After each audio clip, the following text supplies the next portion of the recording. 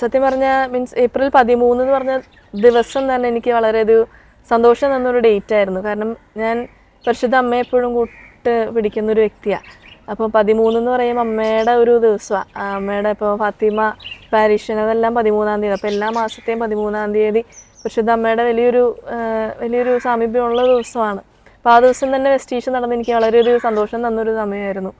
അതിനുശേഷം പിന്നീട് അങ്ങോട്ട് ഞാൻ കുറേ കാലം പ്രൊവിൻഷ്യൽ ഹൗസ്, ഞങ്ങളുടെ കളമശ്ശേരിയിലാണ് ഞങ്ങളുടെ പ്രൊവിൻഷ്യൽ ഹൗസ്. അവിടെ തന്നെ ഈശോയോട് ചേർന്നപ്പോൾ എനിക്ക് ആദ്യം തന്നെ തന്നത് പള്ളിയുടെ ചാർജായിരുന്നു. പള്ളി കാര്യങ്ങളെല്ലാം ഈശോയോട് ചേർന്ന് കൂടുതൽ സങ്കീർത്തിയിൽ കൂടുതൽ സമയം ചിലവഴിക്കുക, എല്ലാം അടക്കി പറക്കി എല്ലാ കാര്യങ്ങളും നോക്കി, അതൊക്കെ വളരെ സന്തോഷമായിട്ട് ഇങ്ങനെ ഒരു മാസക്കാലം കടന്നുപോയി. പിന്നീടാണ് ഒക്ടോബറിലാണ് എന്നെ ഒരു പുതിയൊരു ഉത്തരവാദിത്വം ഏൽപ്പിക്കുന്നത്.